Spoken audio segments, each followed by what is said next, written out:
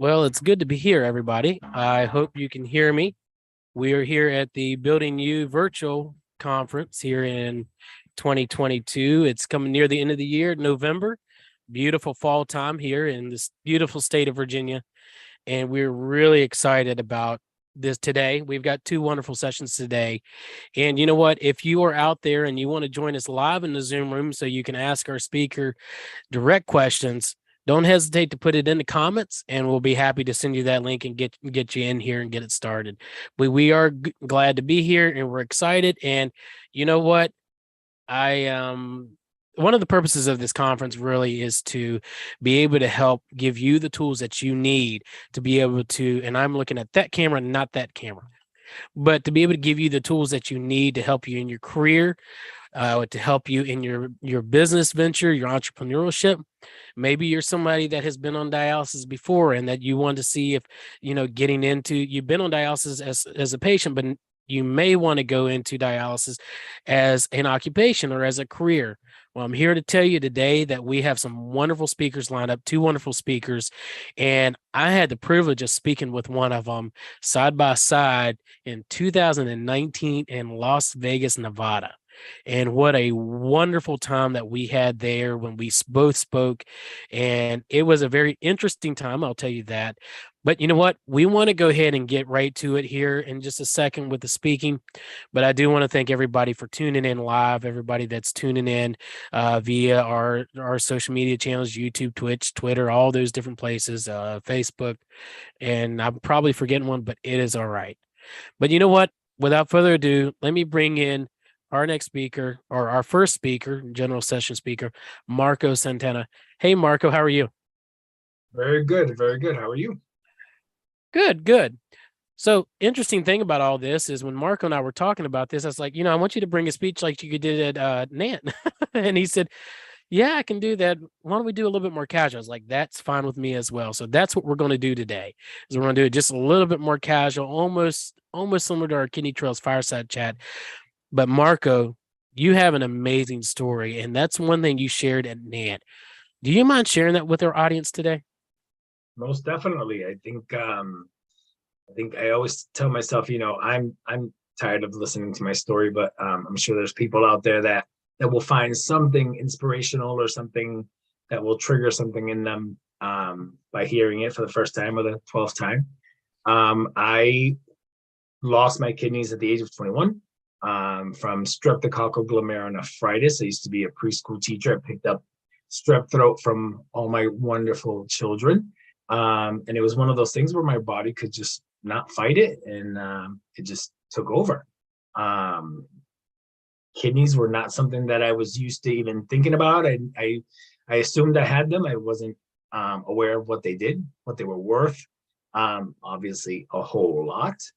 Um, I started dialysis right before my 21st birthday, and it was kind of like a culture shock, total topsy-turvy craziness to the point where I assumed it was a death sentence. It was one of those things where all of a sudden, let's start giving stuff away because it's like, I don't know what's going to happen with this. And I had never dealt with so many needles and blood and hospitals, and it was crazy. And I spent a good 10 years on dialysis in center with amazing people that like sat next to me as patients, nurses, techs, everyone that took care of me. And it was kind of like I kind of got comfortable because it was sort of like a family. It was like my home away from home. Like I'd go to work, I'd come to dialysis, and it was kind of like there was people around my age. There was people that were basically suffering the same things I was going through. So it's kind of like we just had so much in common that it was kind of nice. I got way too comfortable on dialysis. Throughout those years, it's like, I tried to forget about how many issues I had because of dialysis, and doing just enough to kind of keep myself healthy and be somewhat successful on dialysis. But I paid for it, not paying attention to the diet and not paying attention to some of the rules. And to the point where it got to a point where, 10 years into it, it was kind of like, let's get my act together, see if I can get a kidney, see if I can move on from here, see what else I could be doing with my life if that didn't include dialysis. Unfortunately, it was one of those things where dialysis had become so much a part of my life that I started moving away from teaching, and it was more of, I wonder if I could really enjoy life in the medical field. And going into dialysis was kind of like a no-brainer. Started like volunteering at the clinic. And eventually, I was there so much that it was kind of like, do you want a job? You're always here anyways, either as a patient or volunteering. So got a job on dialysis, got myself to the point where I had my first kidney transplant in 2010, and just started working my way up through the company that way. And it's like, I started off as an office person, and went back to school with the transplant. You kind of get that energy back, that spark, and was able to make it all the way to through nursing school and back into dialysis, and kind of giving back to everyone that helped me, and taking care of patients. And it's been now over 2 decades that I've been with the same company, either as a patient or as a teammate. And it's just been amazing. I think a lot of people would not say that losing your kidneys is a good thing, but I think I've turned it into best case scenario type of stuff. You know what I mean? Like, I love my career. I love what I do. I love helping other people. I love being able to do things like this and talk with cool people. Like, I think like the stuff that you do, Anthony, is like amazing. Like, I'm like so proud that your show is this amazing and so big. And it's just kind of like, I love that we can take, something like a tragic, life-altering thing like kidney disease and turn it into amazing things. So I'm just happy to be here and share my story in any way I can. And we appreciate that too. And that's the thing about all of this. When it comes down to it, and Marco, with going from that transition from in this, some people don't like calling us patients. Sometimes we do for the sake, because we're both in the medical field to that extent, right? So, you're on the clinical side, I'm in the technical side. But going from the patient experience, so to speak, now then you were kind of on both sides of the chair, right? So now you're taking both sides of the chair, and you're able to utilize that for the benefit of others. How has the experience of being a patient helped you in your medical endeavors and in the medical career? Well, honestly, it's been a godsend somehow. Like usually when I do presentations, my presentation is called Dialysis from the Inside. And I say that because it's kind of like, I have the inside scoop on what it is, people are going through, because I went through it. I don't exactly have, I'm not diabetic. I don't have the other issues that some comorbidities that other people may have. But it's like, I've been there. I've done some of that. I've suffered through some things. And it's one of those things where, as a nurse, I am able to, I think, ease a lot of tensions and ease a lot of concerns that patients may have, because they know when I say, I understand.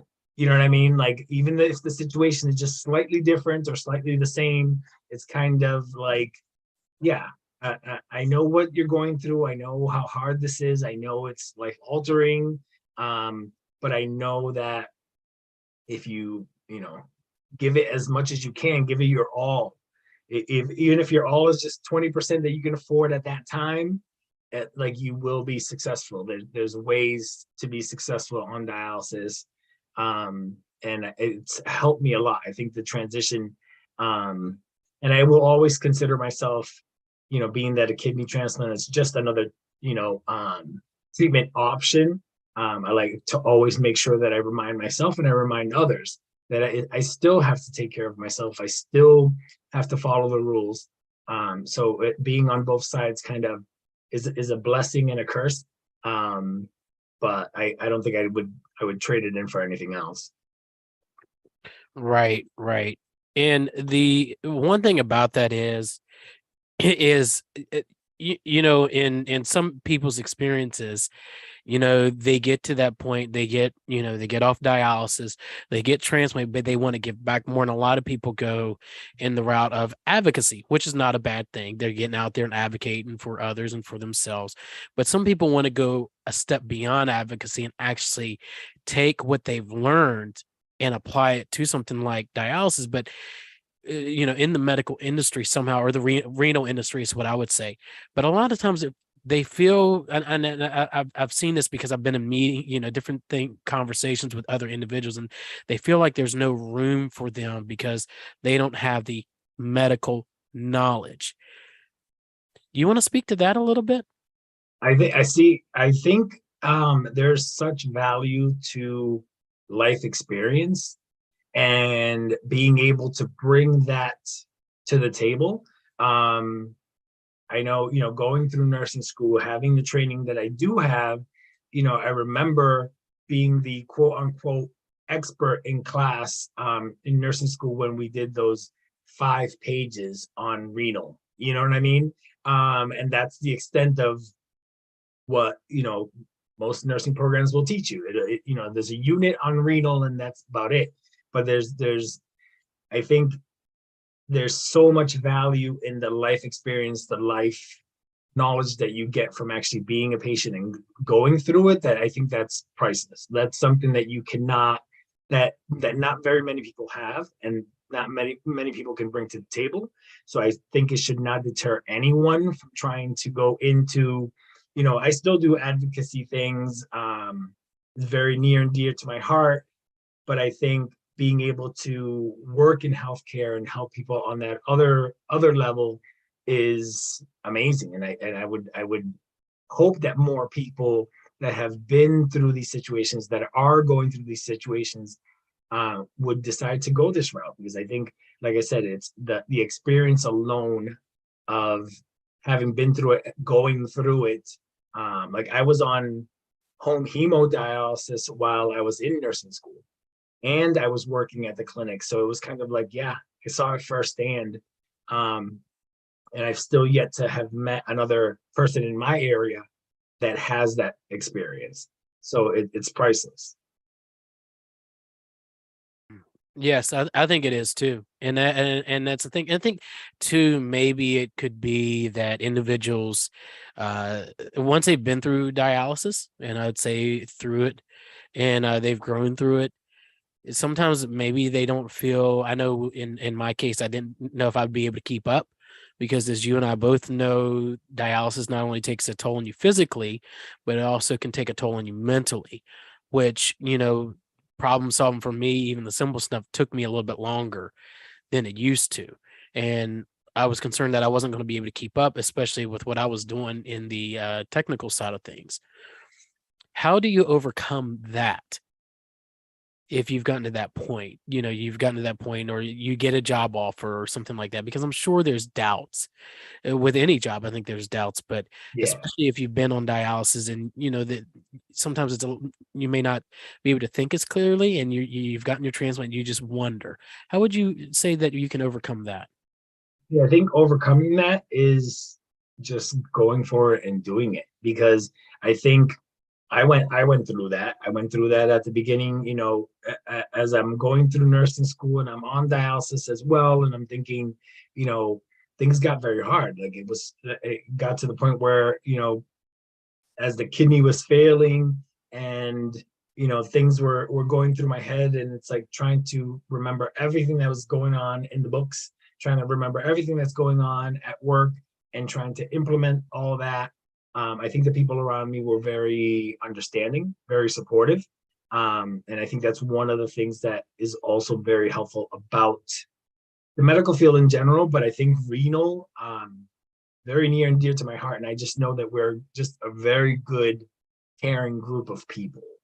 And I think that it shouldn't deter anyone from, you know, downplaying themselves because they think that it might take them a little longer to pick up something or to learn something. I think the support is there, and I think that everyone knows that you're putting in an extra effort as it is. So I would totally, invite people to really go for it. I think it's definitely not something that I would assume should hold you back at all.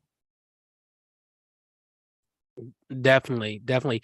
Now, and I know this is a thing that, in the renal industry, we've kind of, I think everybody's taken staffing shortages, right? And so, it has gotten a little tough, but to me, that gives an opportunity for those that want to take that next step in their career, an opportunity to actually go after that dream of working in the renal industry. I mean, I don't know, some of them in the audience, some of y'all in the audience may have been looking to go in the dialysis career.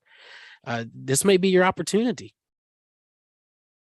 Yeah, it's one of those things. I do a lot of advocacy and outreach at local colleges and universities, especially the colleges that I went to. I go back every semester and speak to the class, and help with their renal, and kind of tease them all about how hard nursing school is and how I'm done and they're not. But you'd be surprised. I think every single semester it gets to the point where more and more people are asking questions about renal care and wondering about how many careers are available there. So I think the interest is there. I think it's a matter of getting the word out. I know when I first started nursing school, people would hear that I worked at a dialysis clinic, and I would hear from certain, people in the program that, oh yeah, dialysis is kind of boring. You just sit there and do nothing. And I'm thinking, yikes. I'm like, I am constantly on the go. I think people assume, it'll be more fast paced in an ER. And yeah, you know what I mean? I'm sure in the ER, you're busy 24/7. But you have those moments in dialysis. I tell people all the time, I said, every single case that you find in an ER in a hospital, you could find in dialysis. I've been in my clinic, and we've had, a prisoner brought from a jail to have dialysis done. We've had a person stroke on the floor. We've had medical emergencies. We've had, dementia patients. We've had, mental health patients. It's like we've had pregnant patients, pediatric patients. So it's like, I think it's a med surge situation in renal, with a renal concentration that is priceless. Just because how, you have, if you think about it, your renal system is kind of involved in everything. If one thing is going off, then it's like you pretty much check your kidneys because something might be wrong there. And so I think it's a situation where people need to realize that dialysis has so many levels, and it's a very exciting career to get into. I think you'd learn so much more working in the field than what you see in, like, on paper in books. And I would agree with you 100%. 100%, because I've been in certain places at certain times, and it can get a little exciting at Yeah, times yeah. when you're running here and running there. But the thing is, at the end of the day, when you finish your work, and I know you've had this journey, you were a patient, then you said you went into the office, and then you went, what was it, to nursing, or did you go to a technician first? Technician for a while, and then into nursing. Yeah. Okay, so you went to a technician. Were you CCHT? Yeah.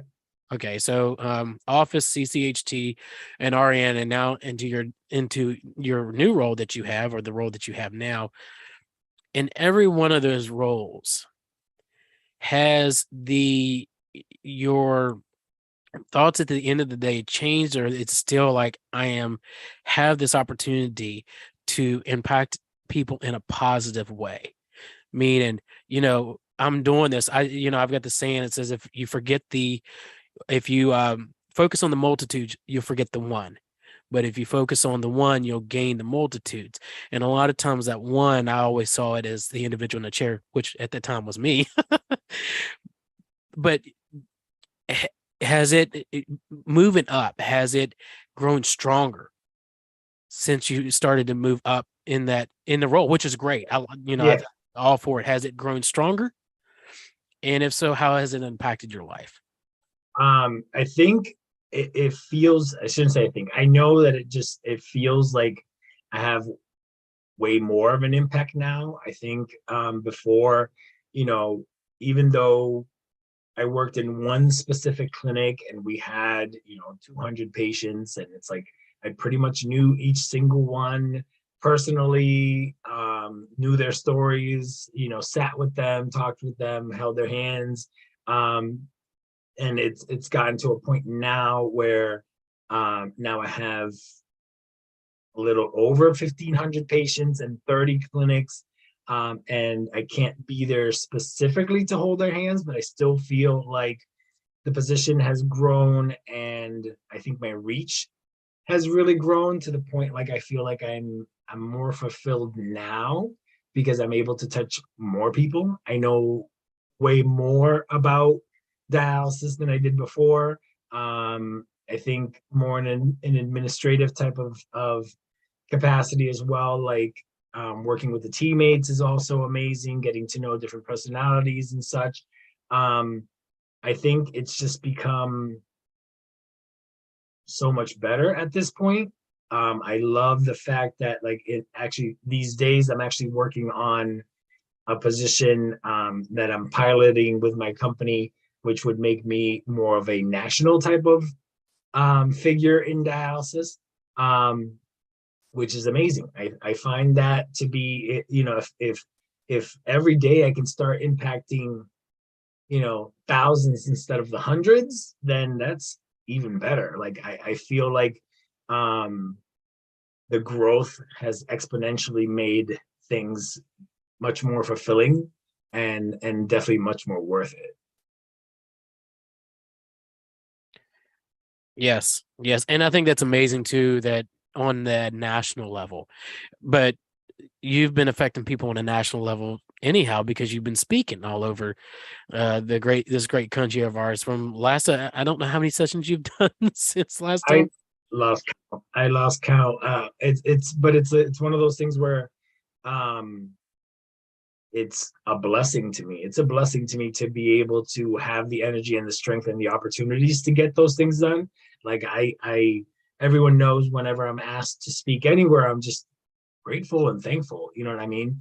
To give of my time. I make sure that I make time because it's very important. It's very important to give back. It's very important to get the message out. So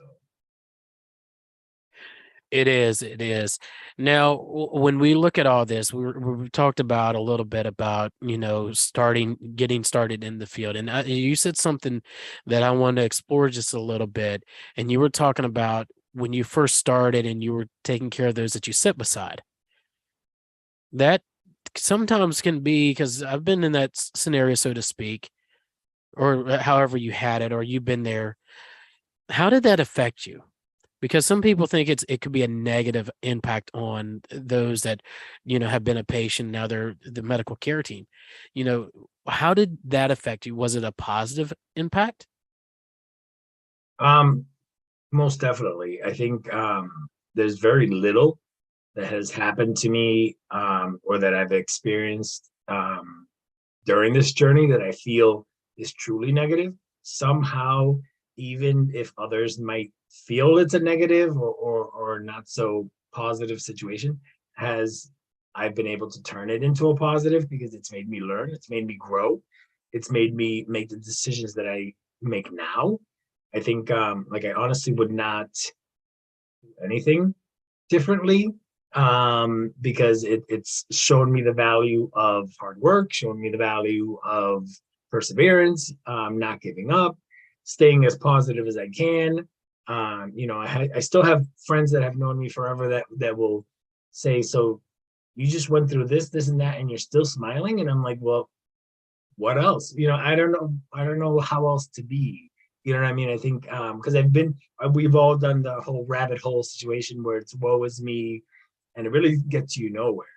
I still have those moments, but I give myself like, 20 minutes and then move on because it's no matter what the situation, I've always been able to turn it around and make it into a positive to help me become stronger. Like it or not, it has to make you strong. It does. It does. There's a song that says, "I don't regret a mile of the trip." Do you regret any part of it? Not at all. Not at all, because I think I'm a firm believer that um what was meant to happen was meant to happen. And there was really nothing I could have done differently.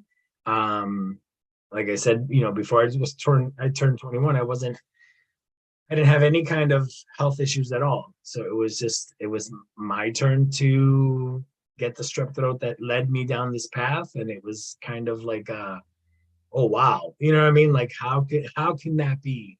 But I tell people all the time, I joke, I'm like, I don't even scratch tickets, lottery tickets, because somehow it'll say -50 and I owe them $50. So I'm like, I stick to the things where I can, the things that I can control, the things I can work with. And when things come up that I can't control, I always try to spin it. I always try to spin it and come up with something, make it as positive as it can be so that I can learn and grow from it and get stronger instead of letting it break me down. That's true. That's true. So since 2019, since you and I actually spoke at Las Vegas, which once again, I'll tell the audience, it was I had a wonderful time. And Marco absolutely killed it in the audience. He did an absolute fantastic time. But I'll tell you, we were having audio issues all day that day. The mics were popping and squeaking. I wasn't sure about that audio dude. But, since then, what have you been up to? Since then, it was actually at that point, I want to say it was the last couple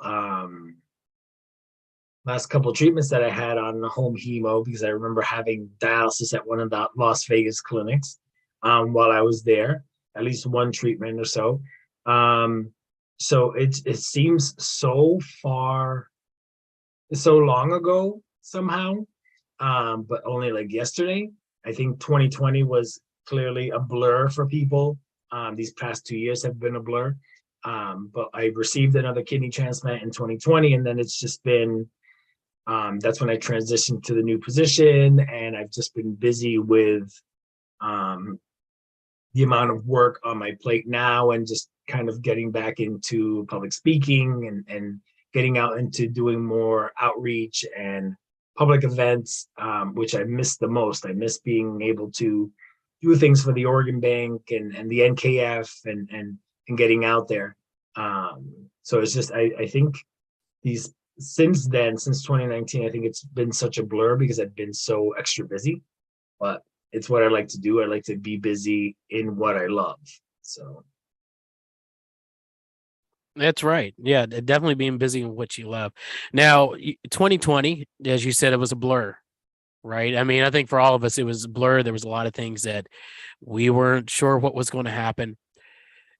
Being that you were transplanted in 2020, uh, how was, uh, I would say it this way, with all the precautions with COVID-19 coming on, I'm sure there was precautions within the transplant, but was there concern for you to go back into the medical field after the transplantation?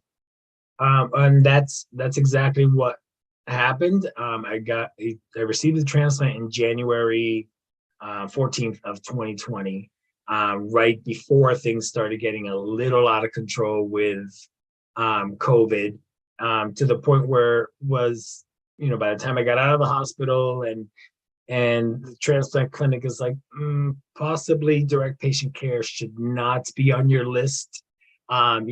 Besides the second kidney transplant and having COVID going crazy, it was one of those situations where I went from doing what I loved, which was being a registered nurse on the dialysis floor, to having to take a position from home. And it was definitely one of those things that at first I probably spent a good week totally depressed because I was like, how am I going to be a nurse if I'm not actually with patients, if I'm not actually touching patients, if I don't have that interaction. But quickly started realizing that the reach that I was given with the promotion that I feel almost blessed with and forced upon because of COVID was kind of like, oh wow. So now I go, from 200 patients that I did work with, now it's more like 1,500 patients. And I'm doing all the nursing care that I can, and I can coach and educate and still be able to affect the patients in the clinics. So it was definitely, the transplant came at a crazy point in just everyone's life. It kind of threw everything upside down, but it's brought me to where I am now, where I think my plan was to work my way up through the ranks, and I kind of skipped 3 or 4 steps along the way, which is kind of nice. It's not a usual thing. That I don't know if that would have happened if I was in the clinic, but I'm glad that it did. I go back now to my old home clinic, and I kind of walk in. They treat me kind of like the state. I show up and it's like, oh, Marco's here, and it's like, no, still the same guys. Just I'm on a different level, position wise, but it's still the same person. And it's like I miss the sitting down with the patients and talking to them and stuff, and being with the staff. But I think it exponentially made my career definitely take off, which is very nice. I think the years that I felt I had lost at the beginning of dialysis, just kind of doing the woe is me and life is over, so why go back to school? Why do this? Why do that? All those years kind of, I just got like a 5-year boost to get where I am now somehow with COVID. So, you definitely can't buy that kind of luck. So this is what it is at this point. So I'm very grateful for that. Well, I would be too, for that. And that's wonderful. So with all this that we've been talking about, for those of you out in the audience, or those that maybe listen to this replay, because this is going to be up on our social media channels for replay. If you're someone that's been on dialysis, it is possible, very possible, to take, this what is it, lesson that's life's given you. One of our the guys that I work with, he says it taking the lesson and making it a blessing. And Marco has done that. He was on dialysis, and he worked his way up the ranks and built a career around it, a very good, solid career, one that he enjoys. If I'm not, and correct me if I'm wrong, Marco, I think you love what you do. Oh, I love it. Love it. I don't think like I and it was one of those things. I loved teaching. I loved teaching. I loved kindergartners. I loved that excitement. And I get that now. You know what I mean? I think it's definitely a different age group most of the time, but I have the teaching. I have the teachable moments. I have the, oh wow, that'll work, or wow, I didn't think that, I could do things this way or whatever. So it's like I was able to combine the person I was before, and made a stronger, smarter, better me now. So I think it's a progression, and it's just been amazing. Yeah, it has. I was sitting there when you were doing your speech. I was like, wow. I said, man, they didn't even hear what I said. Marco made him forget everything that I said. Well, the mics weren't working, so I don't think they heard what I said either. So remember, we had to jump off the stage and actually walk through the crowds, I think, so that the first 3 rows could actually hear us. Yeah, I jumped off. You were going to try, and then you said, no, we're going to walk around. Yeah. I'm like, that's all I need is a broken hip. It was a very tall stage. Yeah. What I didn't think about it. I just said, well, I need to get in the audience, and the only way I saw was quickest way was jumping down. And by the time I jumped, my mind said no, but I was already down by that time. Yeah. Very, very tall jump. No, I'm But good. but yeah, but with all this, and I think, like I said, really, it's encouraging those people. If you're looking for a new career, and you've been on dialysis, it's a great choice. What about if somebody has had somebody that's been on dialysis and they've had to care for them? It still could be a good fit for them, correct? Oh, most definitely. I think when it comes to renal care, there's so many options. There's so many options that you can go into. Like if you were a patient, you have that life experience. If you were a caregiver that was helping a patient at home with one of the home modalities, there's so many options for you there. Like starting off as a tech in a clinic is priceless. Techs are spectacular. And then, and it doesn't necessarily have to be direct patient care because going into biomed. Like biomed is the one thing I tell you right now I never got into. I think like I pride myself. I was very good with science, was very good with math, but then I'm like, oh God, these biomed people are like some of the smartest, most like inquisitive people you can ever meet. And they're so curious about just how everything works. It's like, there's one way where the nurses are looking at the machine on the floor, but it's like biomed people, are just a whole different animal over there where it's like I bow down to the biomeds that we've had throughout the years at our clinics because it's like, you ask them one question and they give you an answer and I'm like, oh God, can you explain that to me in like the language because you just threw me off. But it's like, the opportunities in dialysis are so major because it's like, the direct patient care, going into biomed, being a dietitian, you know what I mean, being a social worker there. Like at one point I was a medical interpreter at my clinic as well. You know what I mean? There's so many options.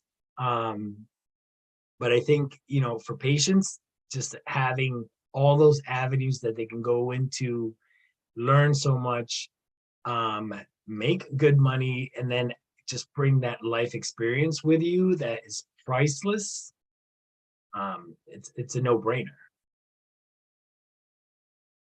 It really is. I think taking that experience that you have and attaching it to your tool belt, so to speak, but also being willing to learn new techniques, new things that are taught in the medical field, and don't think it you're you know that you can't do it. I was a plumber and a mason. I did a little water treatment, household and municipality. I'm a biomed now. I was sitting back here laughing. The audience couldn't see me because I put me in the back room, but I was cracking up at what Marco said because a lot of times I look at it the opposite way. The nurses are the ones that'll ask the questions and use all these terminologies that I'm like, I got to go look that up in the dictionary. to see what it Well, no, honestly, like one of my last clinic I worked at was a brand new, spanking brand new clinic. And we got the tour of the water room, and I walked in and it was like, what is happening here? And they're like, and the biotech guru was like, and this is this, and this is that, and this does this, and this is that. And if you were to taste this water, this is that, and I'm like, you lost me completely. Like I want to know nothing. I want to know nothing about back here because somehow, and I was like always afraid of being like quizzed. Like I was like, the biomed guy is gonna come out on the floor and say, what about this? And I'm gonna be like, blood. You know what I mean? Like it's so over my head, but it's so amazing that there's these opportunities in dialysis where it's like, if patient care is your thing, if business is more your thing, our opportunities are out there. If science and technology, and because I think you need to have a good science background and a good curiosity to be in biomed, because the things that you guys come up with, and be some majorly handy, because the machines, I can set up a machine, but other than that, it's like, please don't open it. please don't open it and show me what's inside because nope, no idea. And to think of it, our next speaker is a biomed. Yeah, well, I tell you, it's like wow, because and what is it like? I'm sanitizing the loop and the this and nope, nope. I have a friend. I have a friend who is a tech, the most amazing tech I've ever had. She will forever be, like like one of the most amazing people I know. She trained me to be a tech and trained me to kind of make sure that I did not lose that knowledge when I became a nurse, and I didn't become a nurse that looked down upon a tech because she worked me hard. And she showed me how hard the techs work. So it's like when I became a nurse, it was like, oh no, I still considered myself a tech. It's like I worked it's a different kind of work, but it's so much harder, I believe, when you're a tech because you're just going nonstop. And then it's like throw in all the biomed stuff that you kind of have to learn along with the patient stuff. And I'm like, oh no. Yeah, I avoided those conversations. I still, yep, nope. I don't go near the water rooms. Like biomeds to me are like, I look at them as like, I'm like, oh, here comes the biomed. You know what I mean? Like there's now I have probably 30 or 40 biomeds at all my clinics, and I'm afraid of one of them getting on the phone or asking me a question. So afraid. I'm like, no, no, no, no. Like, what does reverse osmosis mean? Yeah, no, nope, no. I was like, well, let's see, let's break down those words, and it's like by the time I'm done, they're like, it was really not that hard. But yeah, like it's the career options are spectacular. I think it's yeah, it's worth it. It is. And Marco is completely correct. There are so many different opportunities you could have. If you have business experience, there's opportunities for the business side of things. There's opportunities in the managerial or the leadership side of things. There's opportunities in the technician side of things. And that's something that, everybody is working for one common cause. And that's for the one, and I say this, one individual in the chair, but there's multiple individuals in the chair, and the main concern is to bring the best quality care to, and that's everybody. It is not just one or not, it's everybody. It doesn't matter where you're from. It doesn't Mhm. matter what label you're working with. It really is working towards one common cause and one common goal, and that's to get the best possible treatment. And it's also affecting not only the patient's lives but those that they affect. Yeah. It's been told to me, and I've told it to many people. It's one, you're not just affecting that individual, you're affecting their grandparents, their mother, their father, their son, their daughter, their business associate, their coworkers. You're affecting their world by what you do. But Marco, I really appreciate you taking time out of your busy schedule to come speak here at the Kidney Trails Building U Conference 2022. I hope that somebody can take. I haven't seen any questions, and that's okay. I think we've kind of filled our time. But is there any last words you would like to say before we get ready for the next session? Honestly, just very grateful to have been here to be able to share with you sometime and kind of catch up since I haven't seen you in a while. But also, like I said, if there's one person out there that gets one thing out of this and decides to go into dialysis or decides to share the message on to someone else who decides to be an organ donor or however the ripple effect comes out from something like this, it's like I think it's spectacular, and I'm just very grateful that you're with us to do these kinds of things, and I'm glad to be here. Glad to be here. Well, I appreciate it, Marco. You have once again did a phenomenal job. I do kind of miss the crowd noise. I will say that. That is the one thing I have missed. But you have actually spoken around the world today, Oh, because there you go. there's been people in probably Scotland and Ireland and the UK and all over the world. They're listening somewhere, and if they haven't listened today, they'll listen. So it'll go all over. So Perfect. That I is amazing. There you go. yeah. Well, I appreciate your time, Marco. I think we're going to go ahead and end the session for the day. Ladies and gentlemen, be prepared for the next session that's coming up here in about 15 to 16 minutes, something like that.